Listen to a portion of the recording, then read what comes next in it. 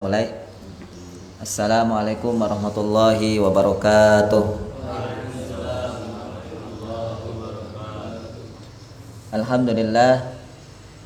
Alhamdulillahi bi ni'matihi tatimmus shalihat wa bi fadlihi ihtadal muhtadun wa bi rahmatihi tatanazzalul khairat. Asyhadu an la ilaha illallah wahdahu la syarikalah wa asyhadu anna Muhammadan abduhu wa rasuluhu. Allahumma salli wa sallim wa barik ala habibina nabiyyina Muhammadin wa ala alihi wa sahbihi wa ala alihi wa sahbihi wa man sara ala nahjihi wahtada bihadihi wa da'a bi da'watihi ila yaumi liqa'ihi amma ba'd. Faya ayuhat talabah arsyadani wa arsyadakumullah. Alhamdulillah, pada pagi hari pertama setelah kita rehat sejenak dari liburan ba'da Idul Fitri, atau setelah selesai sholat Idul Fitri yang kurang lebih sekitar 10 hari, kita bisa melanjutkan kembali dan bertemu kembali di lembaga yang kita cintai, lembaga atau ma'had yang dimana harapan dan visi kita ke depan, kita akan mulai dari tempat ini insyaallah, dengan sama-sama kita belajar, dengan sama-sama kita memulai, karena zaman kita hari ini zaman dimana kita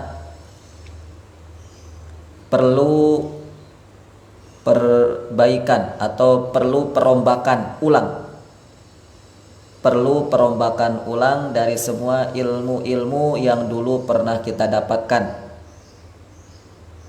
Maka kita berusaha dengan terutama berbekal keyakinan, iman, dan berharap kebesaran, berharap kejayaan, berharap meraih cita-cita tertinggi kita. Kalau di dunia cita-cita tertinggi kita adalah menjadi penguasa, sah itu ya? Sah apa tidak menjadi penguasa? Sah. Ya, ini bumi Allah hadirkan untuk manusia yang menjadi penguasa. Ya. Jadi yang menjadi presiden, yang menjadi pemimpin, itu hak siapa saja, termasuk hak umat Islam. Jadi jangan salah kalau ada umat Islam yang menjadi pemimpin, itu tidak atau jangan sampai disalah artikan.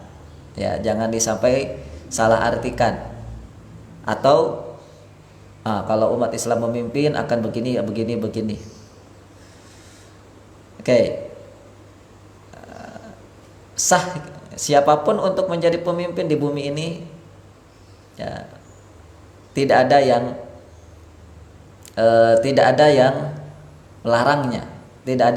melarangnya.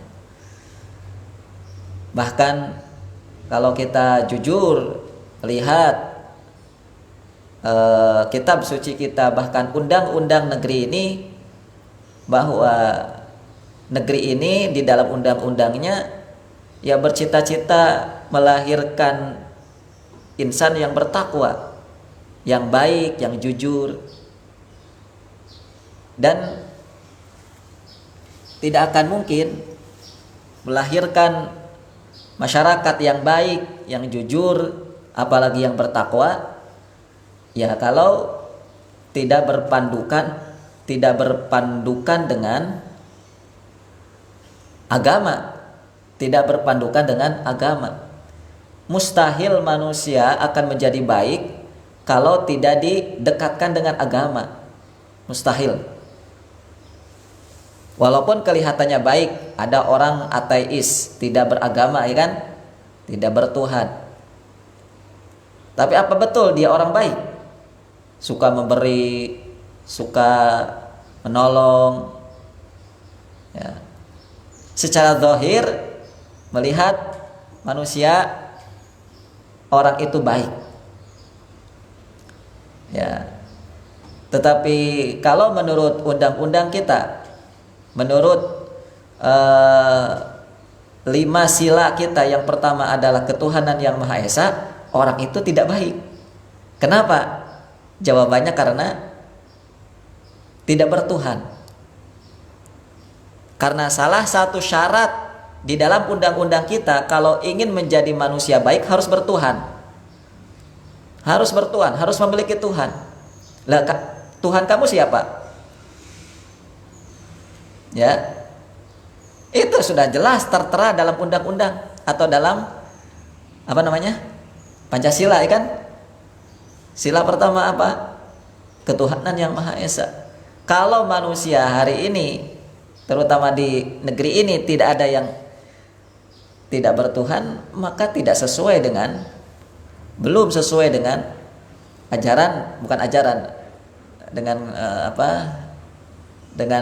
konsep yang diatur oleh bangsa ini, dan itu sudah betul. Dan juga tidak cukup hanya bertuhan. Ia bertuhan, tapi Tuhannya banyak, gimana?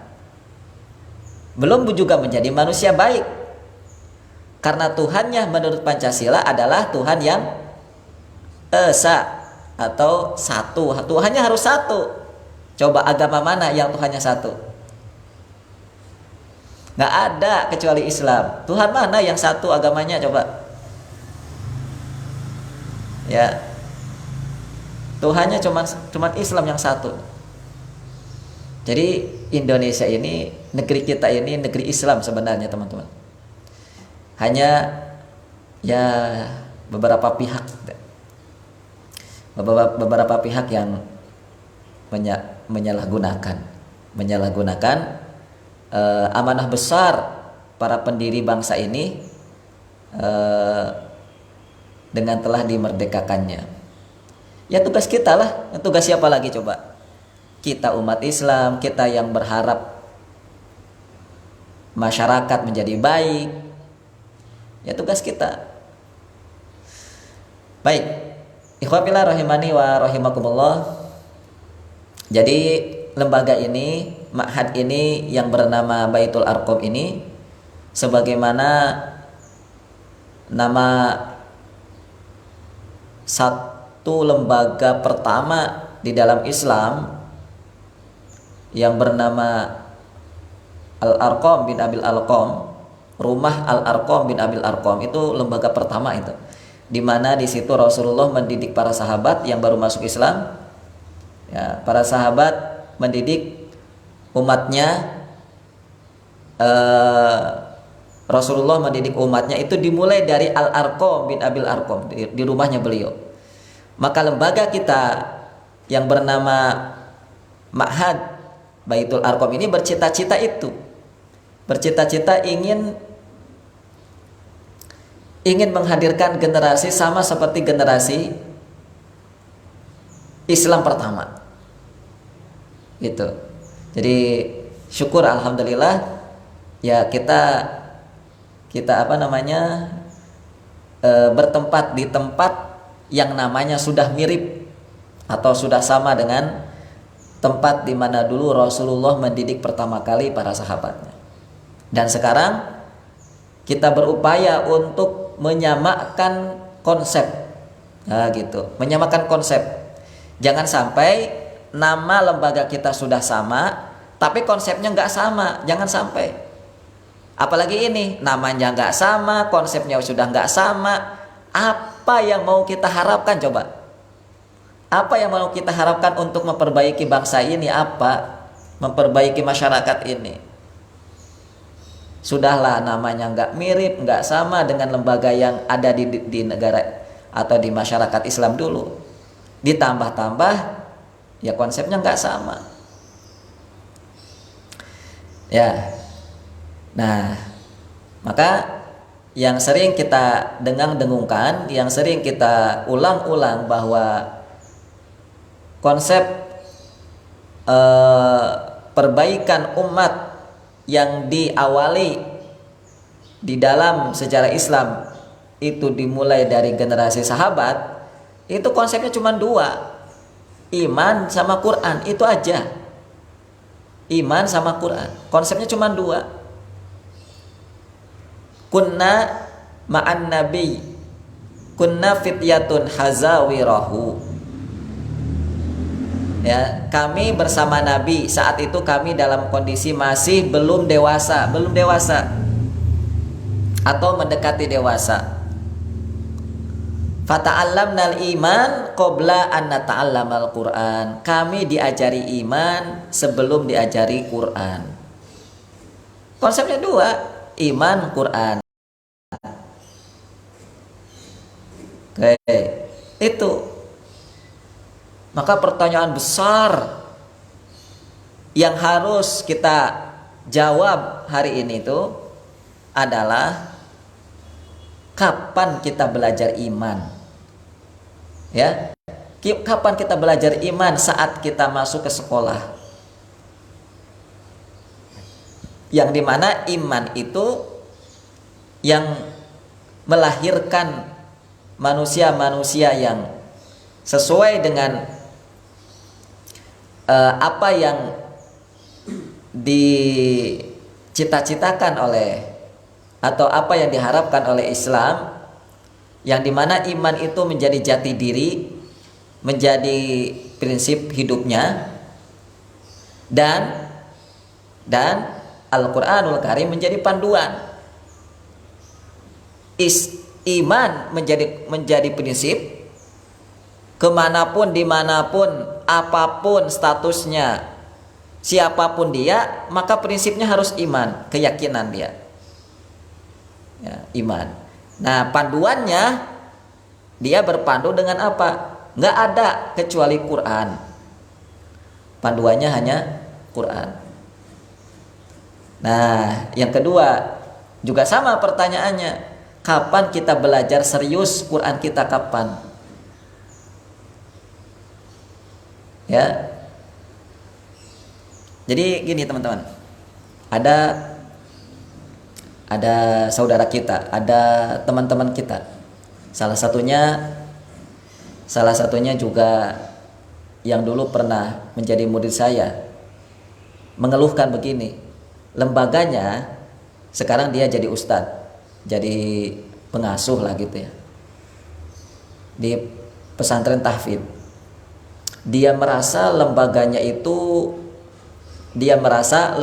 itu, lembaga pesantren tahfidznya itu tidak berkembang. Dia merasa begitu.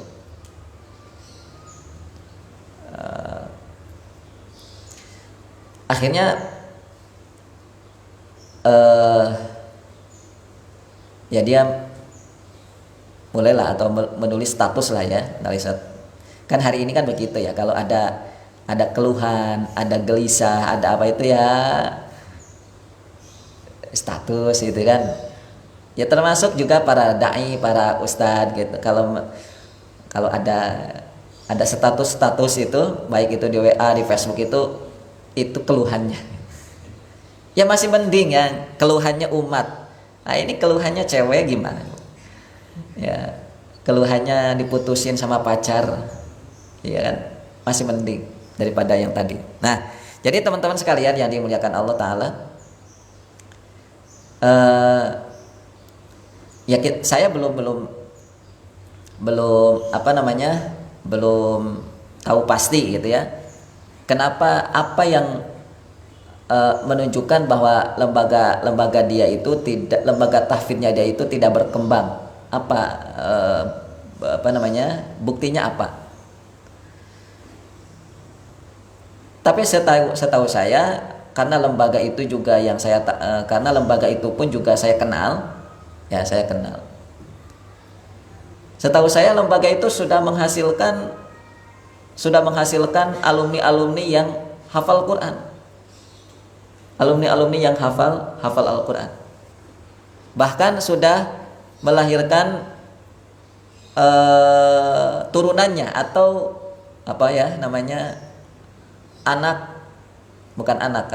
sudah melahirkan unit di bawahnya, sudah melahirkan tempat-tempat khusus untuk menghafal dan belajar Quran bagi ibu-ibu, bagi anak-anak, ya sudah ada, dan itu lahir dari lembaga itu.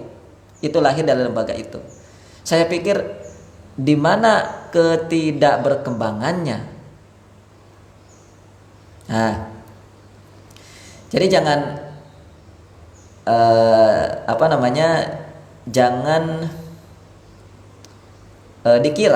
jangan dikira ketika lembaga itu hanya karena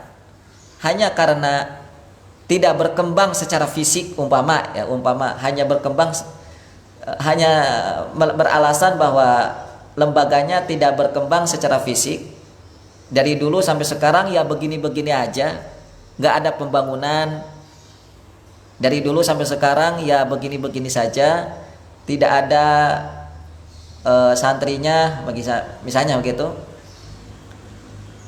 Secara fisik stagnan atau tetap tidak ada perkembangan.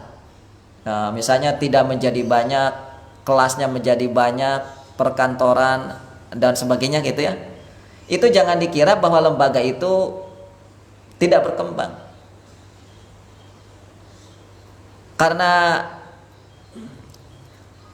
ketidakberkembangan lembaga itu bisa jadi menjadi satu alasan bagi syaitan untuk meruntuhkan, untuk menghilangkan semangat kaum muslimin belajar Al-Quran. Ya. Hanya gara-gara tadi itu faktor fisik, hanya gara-gara faktor fisik bahwa lembaga itu tidak berkembang. Gaji guru-gurunya dari awal pendirian sampai sekarang masih 300.000 umpamanya. Hanya gara-gara faktor fisik itu, faktor materi itu menjadikan dia menyatakan bahwa lembaganya tidak berkembang. Hanya gara-gara itu.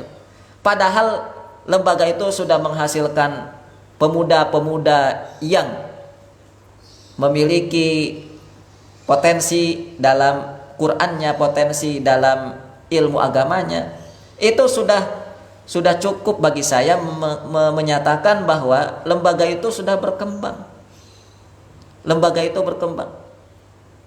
Nah, jadi teman-teman, saya berharap gini. Jadi kalau memandang sesuatu itu, cobalah kita pandangi dengan pandangan yang benar. Pandangi dengan pandangan yang sesuai dengan apa yang itu diajarkan di dalam agama kita. Nah, inilah yang selalu harus terus kita perbaiki terus. Makanya kalau kita ini tidak belajar langsung dari Quran, pandangan kita ini nggak akan benar-benar. Ya. Kalau kita nggak dekat dengan Quran tuh, pandangan kita ini akan terus saja seperti ini, mengikuti apa yang diajarkan selama ini oleh zaman ini, bukan mengikuti Quran. Ya. Kan saya sudah sering mencontohkan di antaranya apa perbedaan antara kota dengan kampung. Sepanjang yang kita pelajari kemarin waktu di tadabur, majelis tadabur ketika Ramadan, bahwa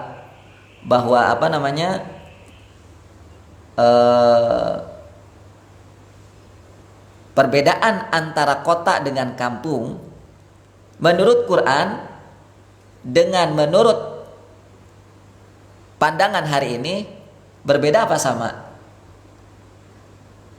Berbeda apa sama? Hah? Perbedaan antara kampung dengan kota menurut Quran dengan menurut apa yang dipahami oleh zaman ini sama apa beda? Sama apa beda? Hah? Sama apa beda?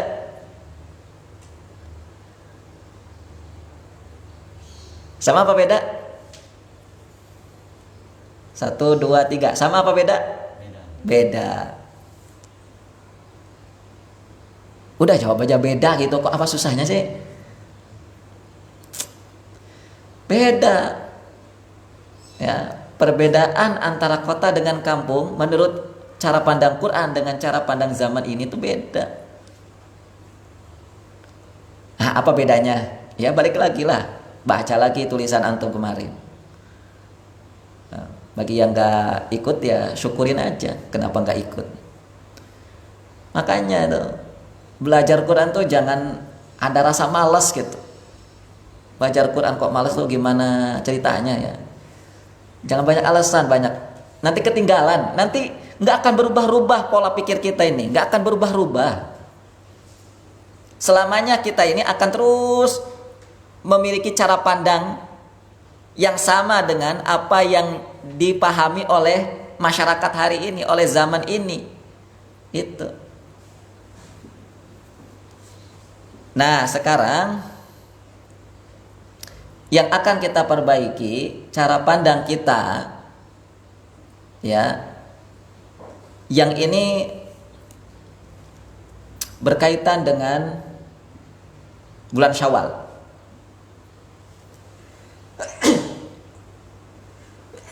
Alhamdulillah. Nah, yaitu tentang hari besar atau sering kita sebut dengan hari raya. Hari besar atau hari raya. Kemarin tanggal 1 Syawal kita sudah merayakan satu hari besar di dalam agama kita, yaitu Idul Fitri. Idul Fitri. Idul Fitri itu bahasa yang sering kita artikan dalam bahasa Indonesia itu hari raya. Hari besar, raya itu besar. Namun pertanyaannya, hari raya itu apa sih? Idul Fitri itu apa?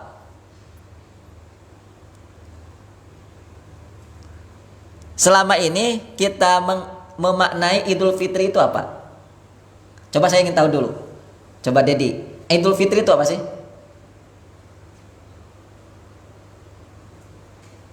Nggak ada di buku, udah. Apa aja terserah antum. Hari kemenangannya umat Islam. Hari kemenangannya umat Islam. Coba Edwin, apa Edwin? Idul Fitri itu apa?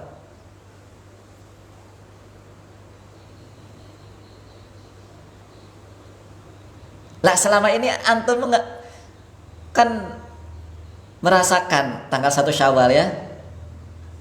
Yang antum merasakan saat tanggal 1 Syawal itu apa?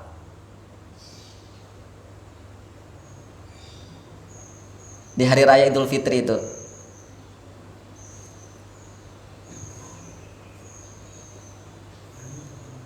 Hah?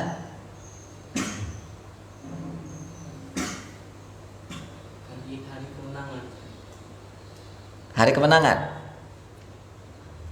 Apa maksud hari kemenangan di situ? Kan sebelumnya kita udah berpuasa, baca Al-Quran. Terus? Coba mendefinisikan hari raya saja antum masih kesulitan nih kan? La haula wala quwata illa billah. Udahlah, jangan bosan-bosan belajar tuh. Nah, kemarin coba antum waktu liburan ngapain? Malas juga baca Quran? Astagfirullah. Mau kapan bangkitnya umat ini coba? Kalau antum sebagai generasi muda yang diharapkan oleh Islam ini nggak sungguh-sungguh dengan Qur'annya, mau kapan?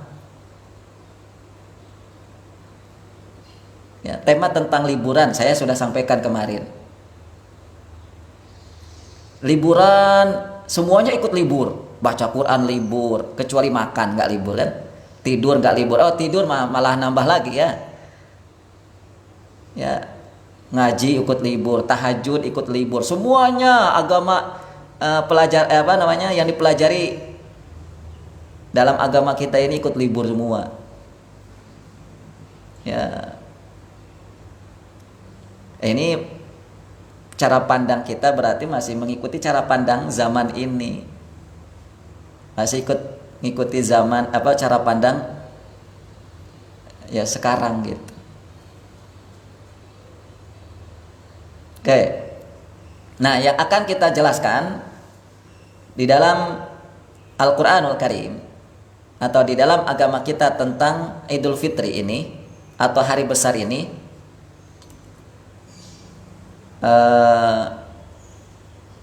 misalnya tadi antum katakan bahwa Idul Fitri itu adalah hari kemenangan. Menang apanya kira-kira? Nah, menang karena dulu waktu Ramadan kita baca Quran, ibadah. Terus setelah selesai Ramadan kita menang. Menang apanya?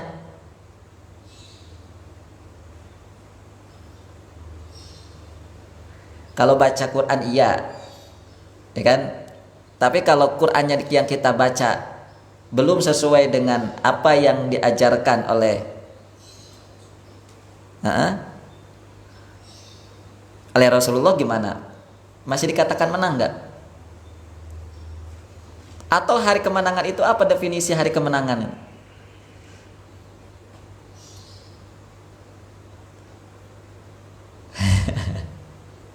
Oke, saya sebutkan dulu di dalam Al-Quran ya,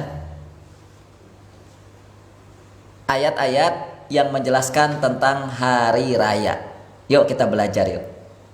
Hari raya itu apa sih?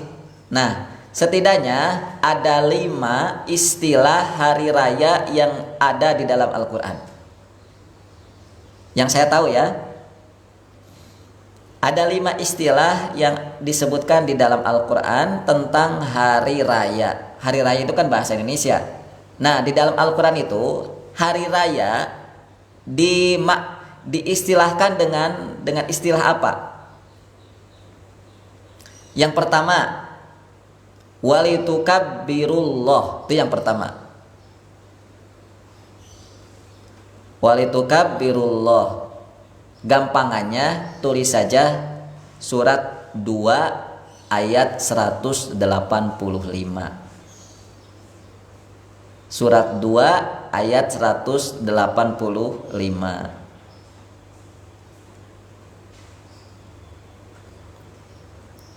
Itu yang pertama.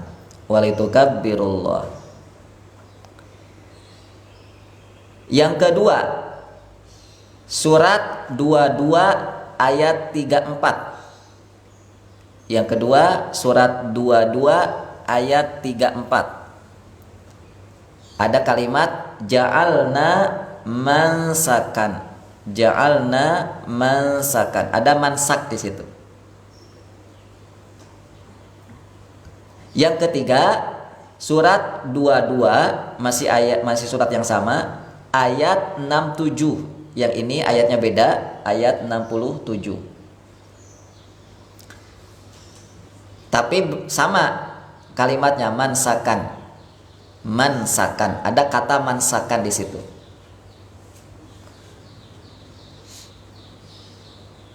Yang keempat, ada surat 5 ayat 114. Surat 5 ayat 114.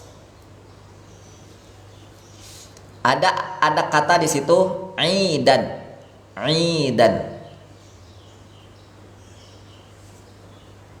Yang terakhir, tentunya yang baru saya temukan, kata hari raya di dalam Al-Quran ada di dalam surat 20, surat Toha, surat 20 ayat 59.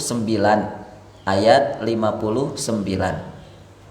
Ada kata atau ada kalimat yaumuz zinah. Yaumuz zinah. Oke. Sekarang dibuka sekarang. Ayat 185 surat Al-Baqarah atau surat 2.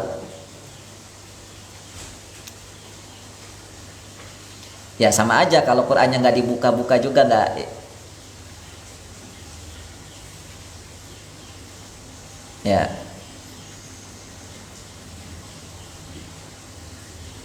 Baik, teman-teman sekalian yang dimuliakan Allah. Hari raya termasuk diantaranya Idul Fitri atau Lebaran, itu menjadi momen di mana masyarakat biasanya bergembira. Nah itu maksud saya. Gini, kalau saya nanya tadi, hari raya itu apa? Hari di mana orang-orang bergembira. Dia kan gembira gak? Kalau tanggal 1 Syawal. Iya. Coba cara pandangnya tuh lihat dulu. Perhatikan kondisi masyarakat, perhatikan kondisi pada umumnya. Nah, gitu. Kondisi masyarakat muslim pada umumnya saat beridul fitri itu dalam keadaan bergembira.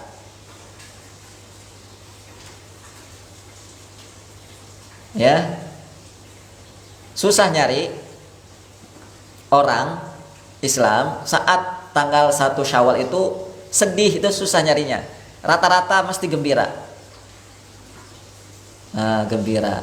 Namun pertanyaannya, gembiranya itu atas dasar apa? Gembiranya itu atas dasar apa?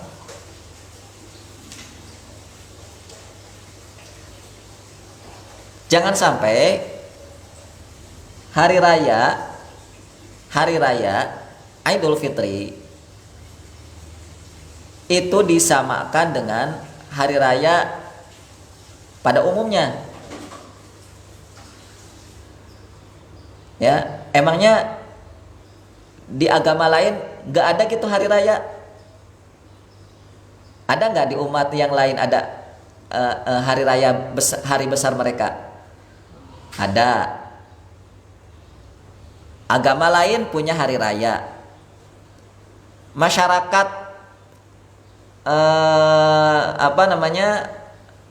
berbagai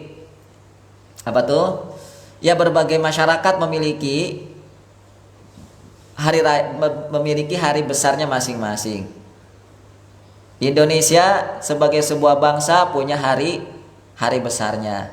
Di antaranya hari besar Indonesia itu apa? 17 Agustus, ini kan pasti ke situ arahnya, hari kemerdekaan. Tanggal 17 Agustus masyarakat Indonesia gembira. Ya, gembiranya tanggal 17 Agustus dengan gembiranya hari raya Idul Fitri itu jangan disamakan.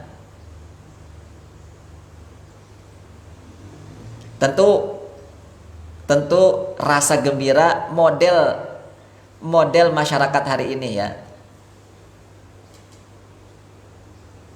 Itu banyak yang harus kita sampaikan atau kita terangkan. Baik. Nah, kalau begitu hari raya dalam Islam itu seperti apa sesungguhnya? Yang namanya hari raya dalam Islam itu sebenarnya itu punya nilai apa? Apa nilai yang ada di dalam Aid atau hari raya dalam Islam? Apa nilai yang terkandung di dalam hari raya itu menurut Islam? Nah, itu yang kita pasang di dalam kepala kita saat kita bertemu dengan hari raya, baik Idul Fitri, Idul Adha. Ya, hari raya yang kita apa tuh? Yang kita selenggarakan selama 1 tahun sekali. Sebenarnya hari raya dalam Islam itu juga ada beberapa. Nah, hari raya pekanan, yaitu hari Jumat. Tapi yang masyhur, yang disebut dengan hari raya itu 1 tahun sekali. Idul Fitri dan Idul Adha. Nah, ketika kita membahas membahas tentang hari raya di dalam Al-Quran, maka yang harus terpasang di dalam kepala kita saat kita bertemu dengan hari raya itu adalah apa yang ada di dalam Al-Quran, apa yang dipahami oleh Quran, apa yang dijelaskan oleh Quran. Itu maksud saya. Jangan asal gembira begitu saja. Pertanyakan dalam diri kita, kenapa Anda gembira saat bertemu dengan Idul Fitri? Kenapa Anda gembira? Coba tanyakan. Apa gara-gara tidak puasa lagi? Itu bahaya. Apa gara-gara tidak sholat tarawih lagi? Wah, gembiranya gembira apa itu kalau begitu? Apa gara-gara karena tidak ada tugas-tugas Ramadan lagi? Gembira apa maksud di situ? Dan gembira seperti apa yang sebenarnya yang harus ada dalam diri seorang muslim ketika berada di Idul Fitri atau Idul Adha? Baik, kita mulai dari surat Al-Baqarah ayat 185.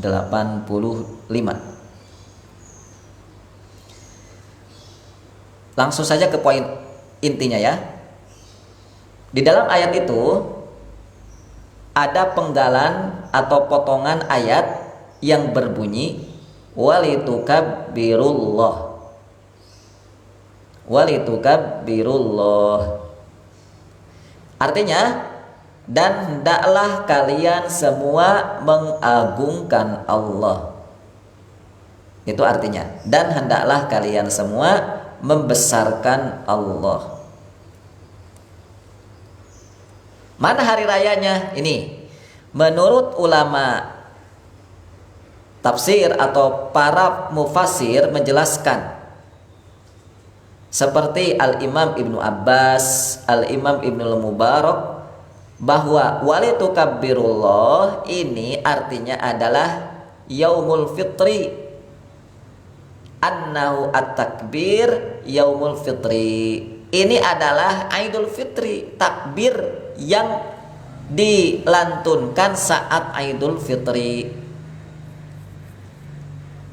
Jadi walitukabbirullah itu adalah kata yang menjelaskan tentang hari raya Idul Fitri.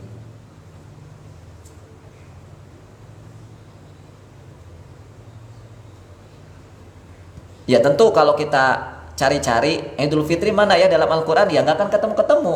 Idul Fitri nggak akan ketemu.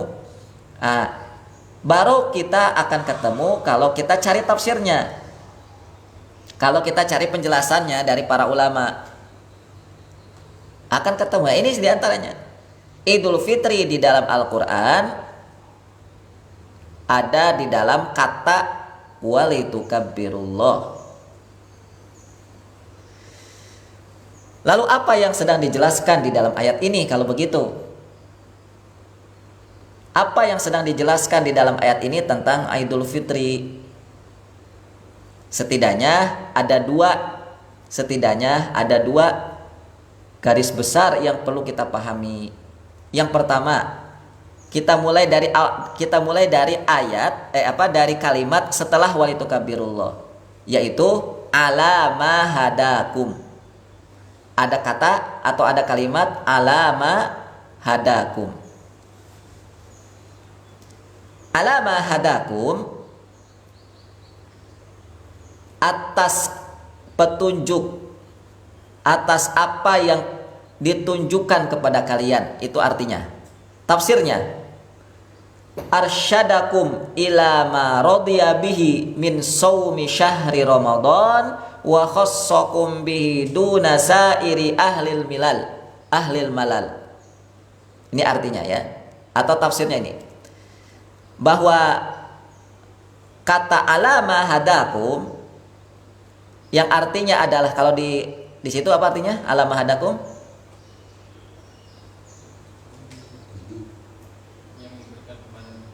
Hah?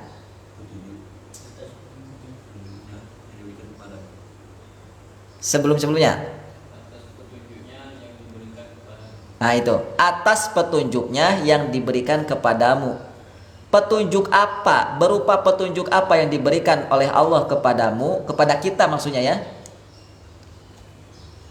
Dijelaskan, yang telah memberimu wahai muslimin petunjuk terhadap apa-apa yang diridhoi, yaitu dari puasa di bulan Ramadan, dan memilihmu dari semua orang-orang yang malas, al-malal.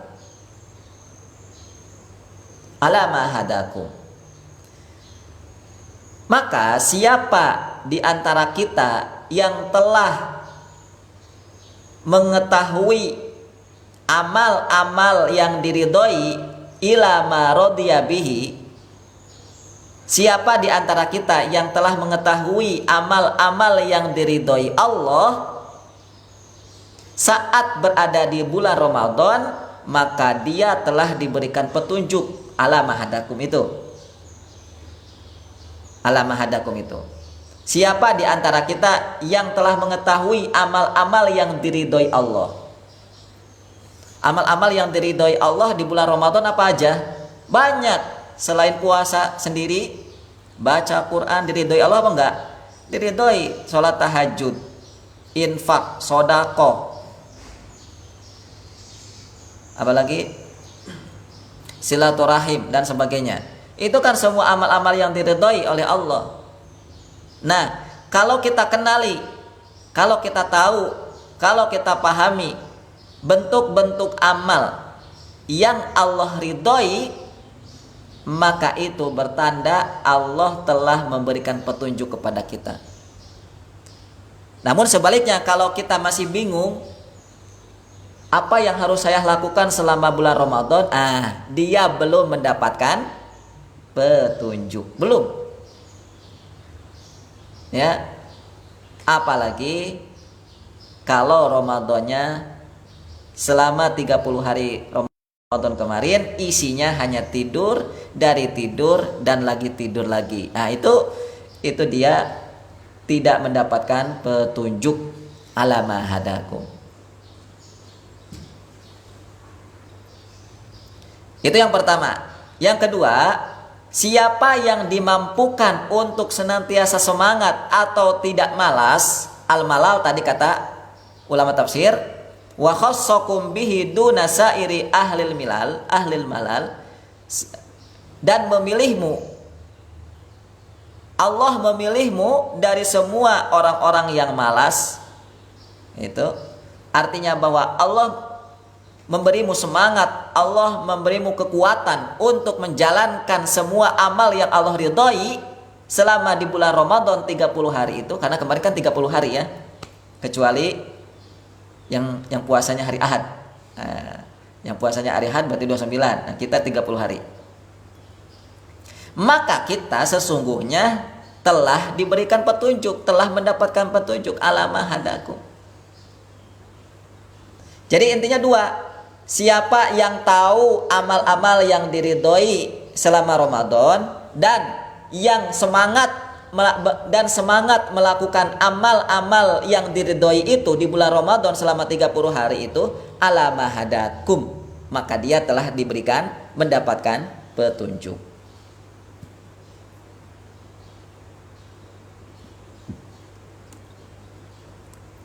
Maka tidaklah seorang hamba, tidaklah seorang muslim mendapatkan petunjuk sehingga mampu mengenali apa-apa saja amal yang ada di bulan Ramadan yang diridhoi oleh Allah, kecuali karena ilmu. kecuali karena ilmu. Dia mau belajar, dia mau bertanya, dia mau menghadiri majelis ilmu. Maka akhirnya dia tahu, oh amal ini, oh amal ini, oh amal ini. Saya bisa melakukan amal ini, saya bisa melakukan amal ini. Kenapa? Amal-amal itu saya ketahui melalui saya belajar, melalui saya bertanya. Dan itu adalah amal-amal yang kita kerjakan yang diridhoi Allah. Di antaranya ya yang ada di bulan Ramadan. Karena ilmu. Dan siapa yang mendapatkan petunjuk sehingga mampu, kalau tadi kan tahu ya, kalau tahu itu disebabkan karena belajar. Kalau mampu, tidak malas, selalu semangat melakukan amal yang diridhai Allah, tidak bosan mengaji, menghafal, belajar ilmu, tidak cepat lelah saat qiyamul lail atau tarawih, dan istiqomah berpuasanya, istiqomah berinteraksi dengan Qur'annya selama 30 hari Ramadan. Maka sebabnya kalau ini apa? Kalau ini sebabnya adalah karena kita diberikan iman. Karena kita diberikan iman, karena kekuatan untuk bisa mengamalkan amal-amal yang diridhoi Allah itu berasal dari iman. Berasal dari iman.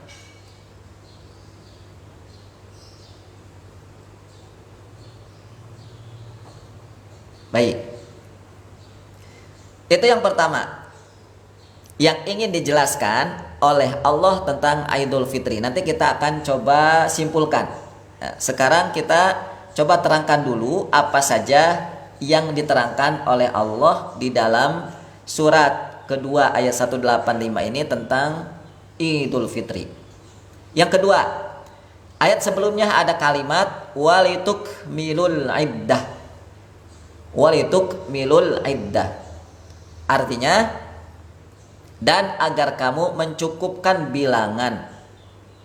Mencukupkan bilangan. Walitukmilul iddah, mencukupkan.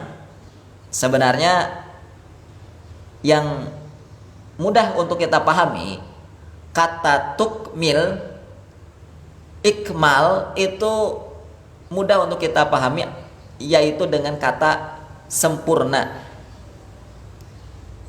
menyempurnakan. Dan agar kamu menyempurnakan bilangan. Dan agar kamu menyempurnakan bilangan. Itu yang mudah. Kalau di terjemahan apa diartikan? Mencukupkan apa menyempurnakan? Mencukupkan. Okay.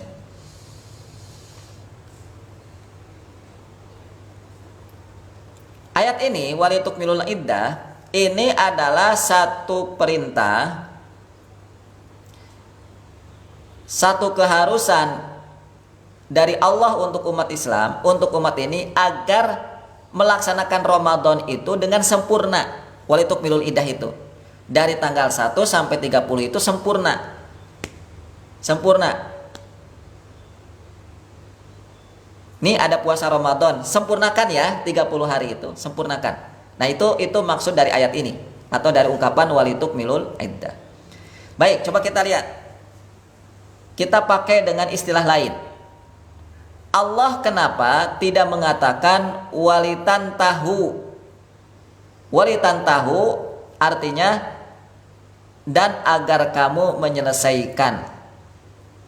Dan agar kamu menyelesaikan Ramadan. Gitulah mudahnya ya. Walitukmilul iddah, walitan tahul iddah. Dan agar kamu menyempurnakan Ramadan, itu kalimatnya walitukmilul. Dan agar kamu menyelesaikan, itu kalimatnya dengan menggunakan walitan tahu. Kalau menurut bahasa kita, bahasa Indonesia, menyelesaikan dengan menyempurnakan itu beda apa tidak rasanya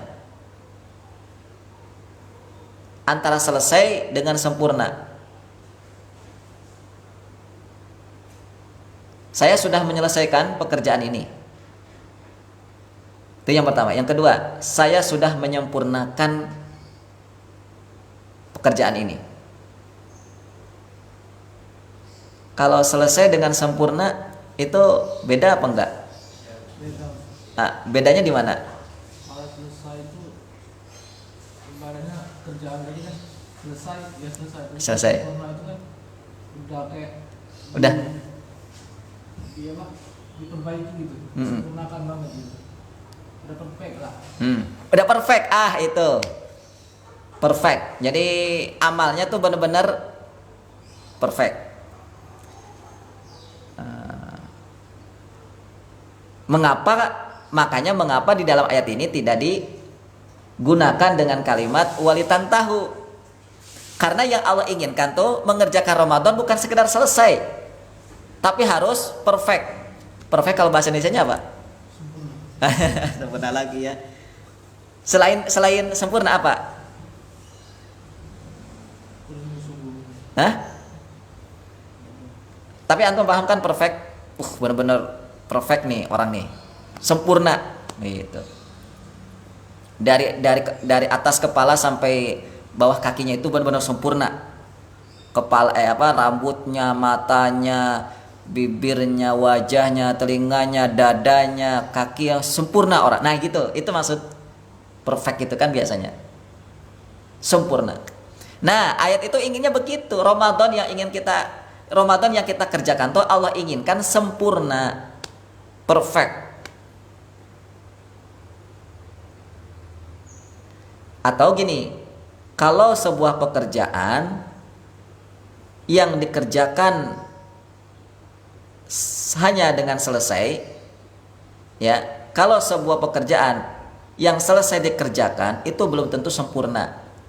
Tapi kalau pekerjaan yang sempurna dikerjakan, pasti hasilnya pasti juga berhasil diselesaikan. Itu ya, kita pahami dulu kata walitukmilul iddah menurut bahasa kita. Ya, antara selesai dengan sempurna. Kalau bahasa Arabnya tadi walitukmilu atau walitan tahu. Berikutnya, Allah menggunakan kata walitukmilul iddah, al-iddah. Al-iddah artinya bilangan. Bilangan itu kan dimulai dari 1, 2 itu bilangan, 3, 4, 5 sampai selesai itu bilangan. Allah tidak menggunakan walitukmilus syahr. Puasa Ramadan itu berapa hari? 30 hari kan? 30 hari. 30 hari itu berapa? Kalau ukuran bulannya, ya 1 bulan. 1 bulan. Allah kenapa tidak menggunakan walitukmilus syahr? Dan sempurnakanlah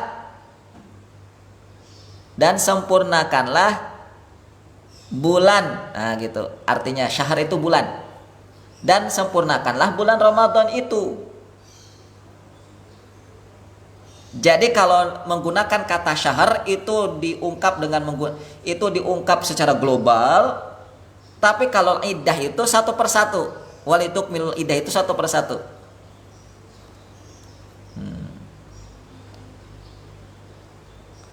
Baik. Kalau penjelasan ulama tuh gini. Kenapa Allah tidak menggunakan kata walitukmilus syahr? Karena dengan kata al-iddah, walitukmilul iddah, menggunakan kata iddah di sini masuk di dalamnya ayyamus syahr, hari-hari di mana kita berpuasa selama 1 bulan Ramadan. Itu masuk di dalamnya itu. Yang pertama, kita berpuasa selama 1 bulan, masuk di situ. Dan ayyamul qadha, yaitu hari-hari di mana kita mengganti puasa di luar Ramadan disebabkan karena uzur syar'i. Ya. Karena selama bulan Ramadan kan pasti ada saja umat Islam yang tidak bisa sempurna 30 hari. Entah karena sakit, entah karena dia sedang berada di perjalanan, kan otomatis dia harus membatalkan karena tidak kuat. Nah, mengganti puasa Ramadan yang karena batal itu di bulan yang lain, diganti di bulan yang lain, itu masuk ke dalam kata iddah. Masuk ke dalam kata iddah.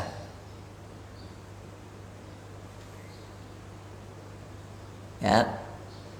Jadi intinya kalau menggunakan kata iddah, Allah ingin kita ini melaksanakan ibadah Ramadan tuh secara sempurna sampai detail perharinya, gitu. Sampai detail hariannya. Ya. Jangan sampai satu hari pun terlewat, intinya begitu. Sampai betul-betul perharinya itu tidak boleh terlewat. Jadi bukan hanya 1 bulan full, tapi per hari itu dihitung oleh Allah Subhanahu wa taala. Oleh karena itu, Allah meminta untuk disempurnakan puasa itu. Maka bagi mereka yang udzur, itu tidak bisa puasa, maka ada kewajiban untuk mengqadha, ada kewajiban untuk membayar fidyah.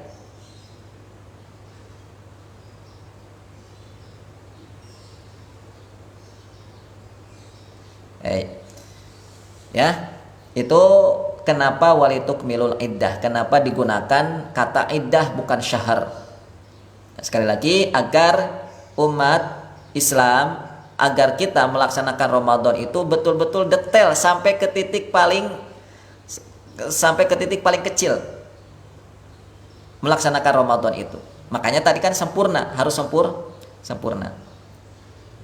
Nah, maka pertanyaannya, bagaimana seorang muslim agar bisa menjalankan Ramadannya itu dengan sempurna? Maka jawabannya adalah tidak ada lain kecuali bekalnya ilmu dan iman. Nah, tadi di atas yang tidak kalah untuk kita miliki, ya, iman dan ilmu. Nah, karena tidak akan mungkin dia bisa tahu hal-hal apa saja yang perlu dikerjakan selama Ramadan, ya, agar sempurna, kecuali dengan ilmu. Karena puasa Ramadan itu kan bukan sekedar 30 harinya itu.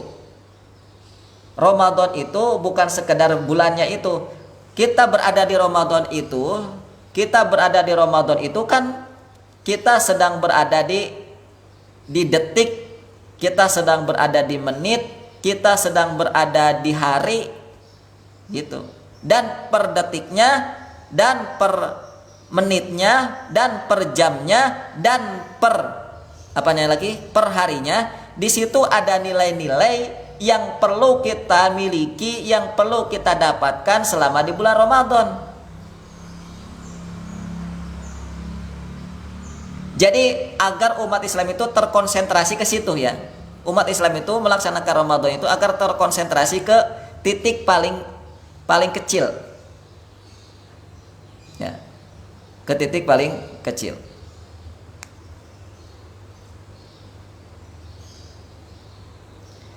Jadi tidak akan mungkin seorang muslim bisa tahu apa yang harus dia lakukan selama Ramadan agar sempurna kecuali dengan ilmu, dan tidak akan mungkin seorang muslim bisa mampu, kalau tadi tahu, kalau sekarang bisa mampu melakukan amal yang ada di bulan Ramadan itu kecuali dengan iman.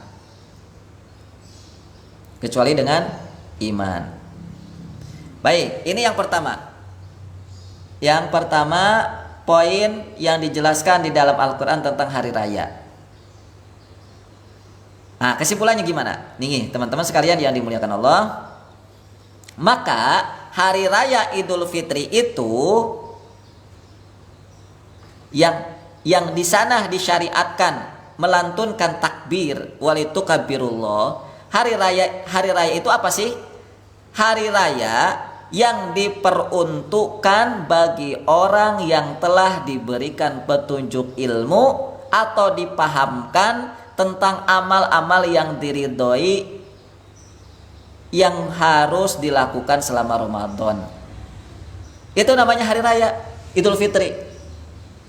Hari raya Idul Fitri itu adalah hari yang memang diperuntukkan bagi mereka yang Allah sudah berikan petunjuk, bagi mereka yang sudah Allah berikan pengetahuan. Ini loh amal-amal yang aku ridhoi. Nah gitu. Kalau orang yang nggak tahu amal-amal yang diridhoi selama Ramadan, ya kalau menurut ayat ini nggak layak bergembira di bulan Syawal atau di hari raya Idul Fitri. Kalau dia masih bingung apa ya yang harus saya kerjakan di bulan Ramadan, apa ya nggak layak dia melakukan atau bergembira di bulan Ramadan.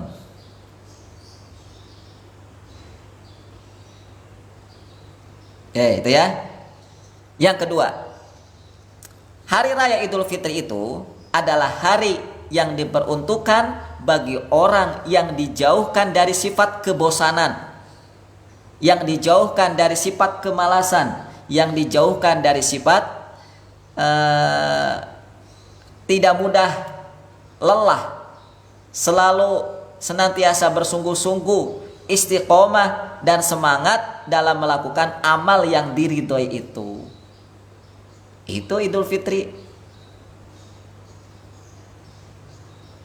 Ya kalau judulnya masih cepat lelah, masih capean, masih ngantukan, masih bosenan, nggak layak dia merasakan kegembiraan di bulan Idul Fitri atau di tanggal 1 Syawal pada khususnya.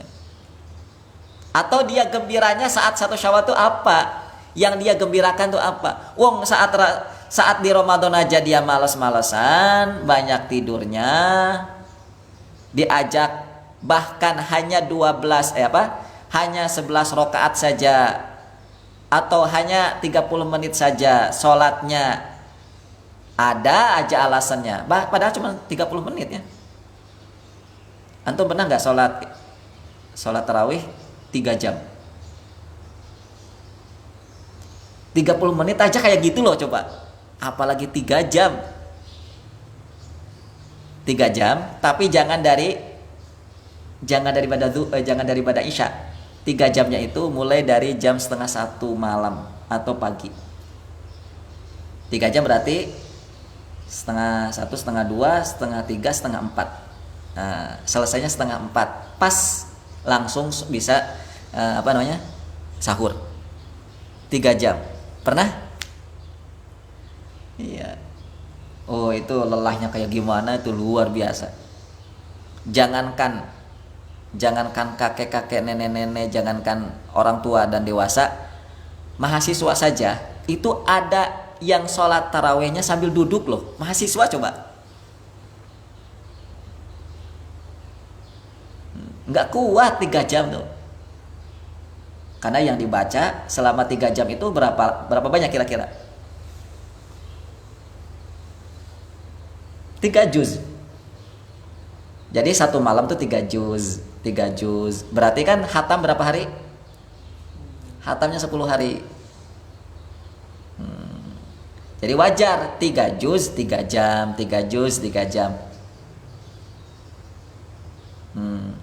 Itu jangankan orang tua. Orang tua menurut panitianya, saya pernah ikut itu, menurut panitianya tidak ada orang tua yang duduk saat qiyamul lail, saat tarawih yang dari jam 12:30 itu. Yang ada malah ustadz. Mohon maaf. Ada ustadz yang duduk saat saat tarawih. Bahkan mahasiswa. Coba. Itu kalau yang nggak biasa itu, bahkan orang keker sekalipun, bahkan masih muda sekalipun ya duduk aja saat tarawih itu. Wah, kebayang ya. Kalau satu malam 3 juz berarti satu rakaat berapa banyak tuh? Bisa-bisa satu rakaat itu ya kisaran 5 lembar. Satu rakaat itu bahkan bisa sampai 1 juz. Ya, coba gimana? Satu rakaat 3 lembar. 5 lembar aja, 5 lembar. 5 lembar itu kan setengah juz itu. Ya. Itu. Maka apa arti gembira saat Idul Fitri yang kita rasakan itu? Apa arti itu dari gembira itu? Apa arti menang saat kita berada di tanggal 1 Syawal itu apa? Kita melakukan Kita melakukan tarawih aja kita banyak ya, banyak bolongnya ya. Atau saat melakukan tarawih, ibadah tarawih saja ya masih berat. Masih berat. Sulit untuk bisa berjuang naik lagi.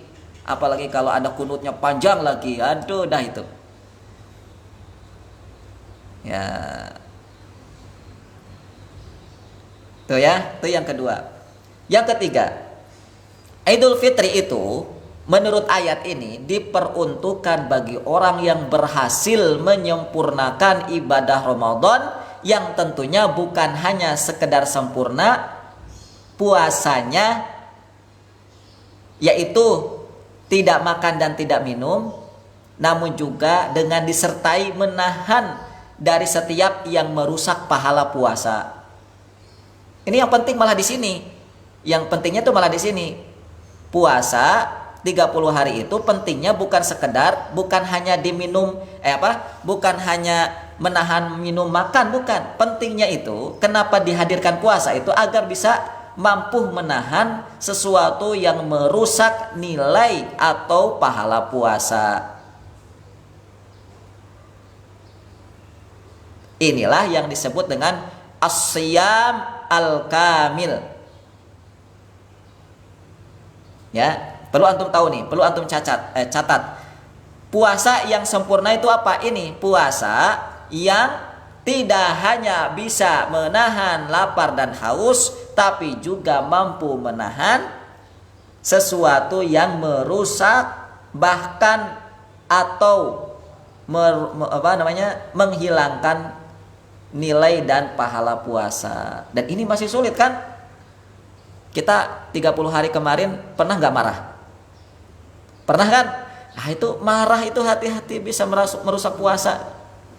Bisa merusak pahala puasa. Melihat aurat wanita, melihat sesuatu yang Allah haramkan, pernah nggak di 30 hari kemarin? Pernah. Oh, hati-hati, itu bisa merusak pahala puasa. Berbicara, menggibah, menceritakan orang lain yang tidak ada di depannya, bahkan kalau itu pun baik. Pernah nggak kita menceritakan orang lain selama di 30 hari Ramadan? Pernah. Menceritakan orang, menggibahi orang tuh bahaya. Apalagi,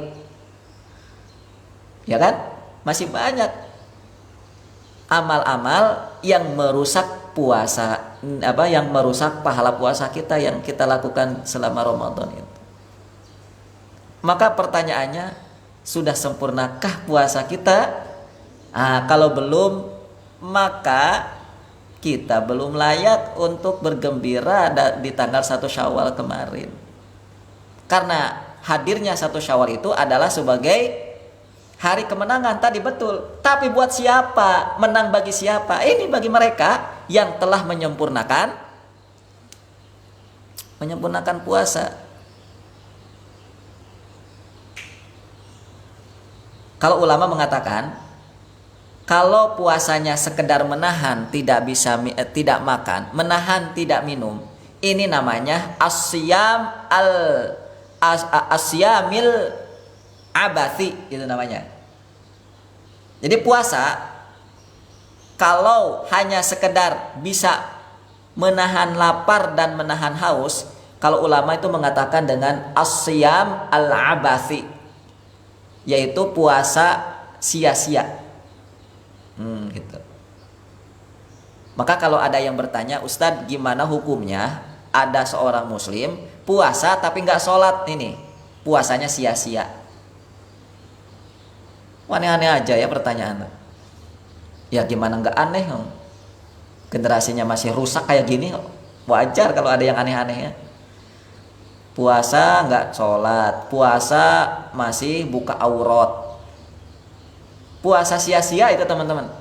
Puasa, wanita berpuasa tapi buka aurat, kerudung dibuka, apalagi, maka gimana puasanya? Sia-sia.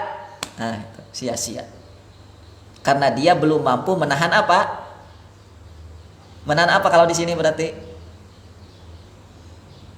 Menahan nafsu lah. Karena kan gara-gara nafsu ya. Gara-gara nafsu kenapa wanita tidak dijilbab? Gara-gara nafsu kenapa wanita tidak menutup aurat? Coba kalau nafsunya bisa ditahan, pasti menutup aurat. Coba kalau nafsu si perempuan itu bisa ditahan, pasti menutup wajahnya dengan hijab, pasti itu. Jadi puasanya sia-sia. Sudah cukup ya kalau ada yang nanya gitu. Nah, maka jenis puasa seperti inilah puasa yang sulit untuk dikerjakan kecuali bagi orang yang telah mendapatkan petunjuk tadi, kata Allah, alama hadakum. Ya. Walitukmilul iddata walitukabbirullaha alama hadakum. Siapa yang berhasil mendapatkan ilmu tentang Ramadan, dia tahu ini, dia tahu itu, dia tahu apa yang harus dia kerjakan selama Ramadan, dan dia mampu melakukannya, dan kedua sempurna puasa Ramadan, maka walitukabirullah, bertakbirlah, berhari rayalah. Itu.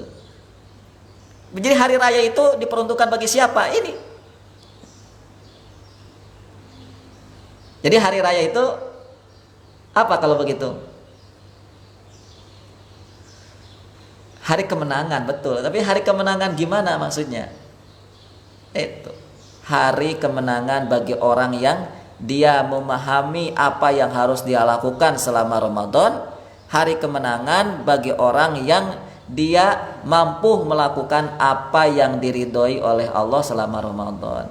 Dan bagi mereka yang berhasil menyempurnakan Ramadan. Inilah kriteria yang layak untuk melantunkan takbir saat Idul Fitri. Allahu Akbar, Allahu Akbar, la ilaha illallah, wallahu akbar, Allahu Akbar, walillahil hamd. Itu ya, kalau dilantunkan oleh orang yang sempurna puasa Ramadan, itu pasti dengan lantunan yang syahdu, lantunan yang khusyuk, lantunan yang jauh dari kesia-siaan, lantunan yang jauh dari tertawa. Hari ini kalau kita sedang takbiran gimana?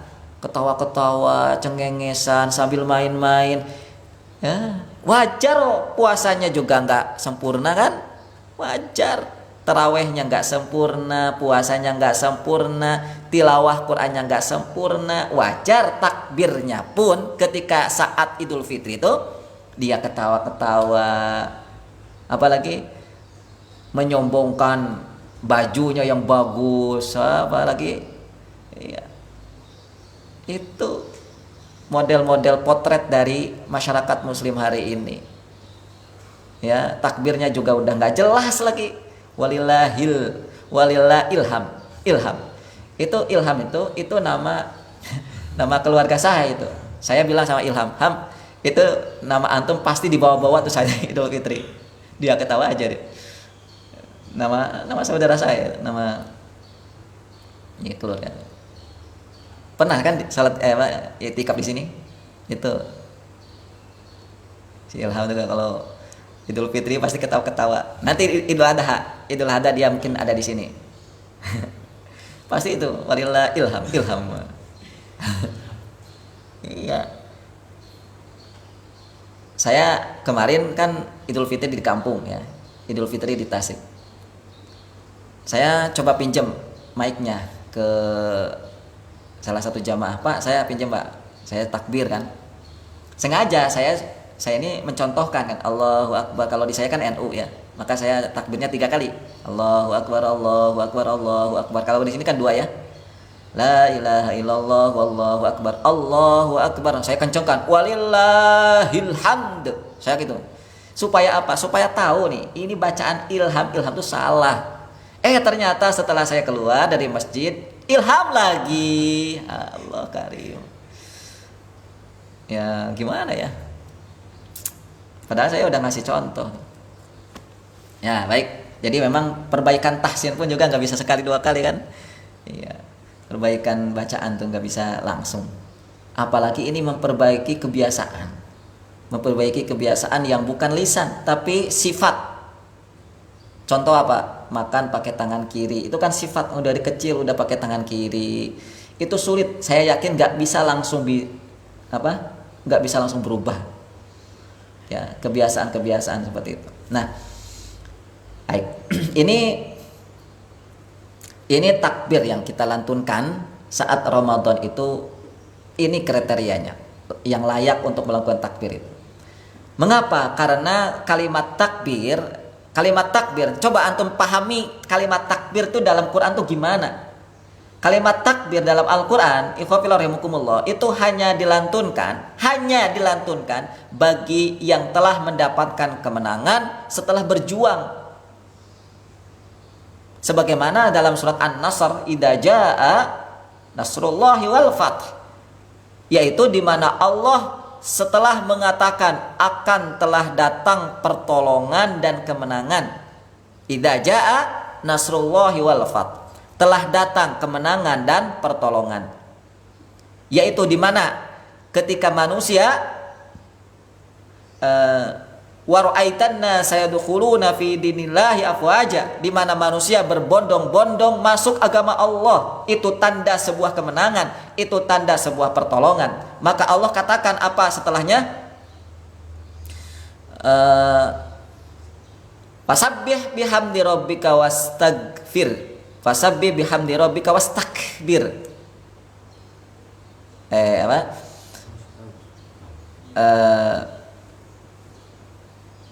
Wa ra'aitan nasa yadkhuluna fi dinillahi afwaja fasabbih bihamdi rabbika wastaghfir. Fasabbih bihamdi. Di situ ada kalimat-kalimat yang biasa dilantunkan saat saat Idul Fitri. Tasbih, kemudian tahmid, kemudian istighfar. Fasabbih bihamdi rabbika wastaghfir.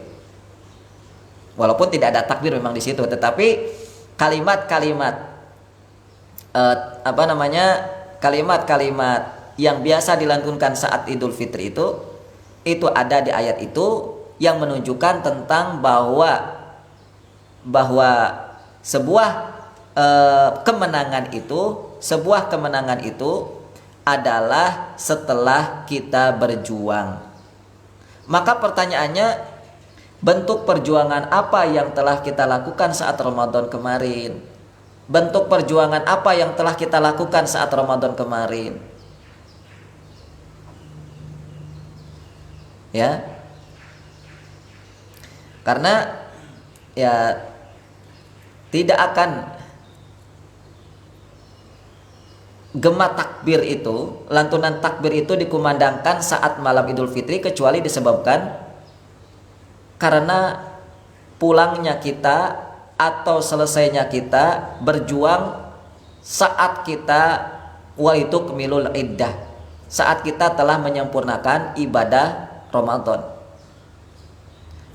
Kemudian yang kedua, saat kita telah menjalankan hal-hal yang dikerjakan di bulan Ramadan yang berdasarkan petunjuk Allah, alama hadakum. Kalau hanya sekedar berjuang itu bisa menahan lapar dan haus, maka itu tidak ada bedanya dengan orang kafir. Orang kafir bisa nggak menahan lapar dan haus? Lah itu Deddy Kobuzer mengatakan kan begitu saat dia ditanya ketika baru masuk Islam, Mas gimana kalau nanti Ramadan? Ah saya sudah biasa kok waktu masih kafir gini. Waktu masih sebelum Islam tuh saya sudah biasa puasa. Ya. Ini kalau hanya sekedar bisa menahan lapar dan haus, ya apa bedanya dong kalau begitu dengan orang kafir? Bahkan apa bedanya kita dengan binatang? Binatang puasa apa tidak? Melakukan ritual puasa juga. Bahkan bisa lebih lama. Ada binatang yang puasanya bisa sampai 40 hari. Kalau kita puasa tidak makan, tidak minum itu pun kita makan minum kan? Ya. Kalau binatang tuh bisa sampai nggak makan, nggak minum 40 hari.